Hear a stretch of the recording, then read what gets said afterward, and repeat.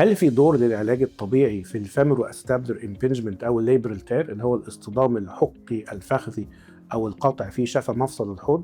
ايوه طبعا في دور. هدف العلاج الطبيعي هنا مش ان هو يصلح التير او ان هو يشيل الكامل هو العظم الزياده اللي موجود حوالين الراس او البنسر اللي هو العظم الزياده اللي موجود حوالين الحق، لا، هو سبب ان هو يتعامل مع الالام العضليه اللي موجوده بسبب الموضوع ده. كتير جدا من الالام اللي المريض بيحس بيها ساعات ما بتكونش جايه من المفصل نفسه ولكن من الانسجه والعضلات اللي حوالين المفصل. وبرضه احنا دايما عشان احنا بنقعد قاعده مش مظبوطه او بنقف حتى وقفه مش مظبوطه، الحوض عندنا بيبقى دايما مايل لقدام، ده بيزود من الاصطدام اللي بيحصل في المفصل. فلما يشد العضلات بتاعتنا وتبقى توند كويس بيبتدي البلفس بتاعنا او الحوض بتاعنا بدل ما هو مايل لقدام يعدل تاني، وده بيقلل الامبنجمنت اللي بيحصل. غير ان لما بتقضي وقت في العلاج الطبيعي بتفهم ايه التمارين اللي كويسه للمفصل بتاعك وايه الاوضاع اللي كويسه للمفصل بتاعك وايه الاوضاع اللي مش كويسه للمفصل بتاعك، فبتقلل الامبنجمنت اللي بيحصل. وده بيبقى مهم جدا في الرياضيين لان ممكن دكتور العلاج الطبيعي اللي فاهم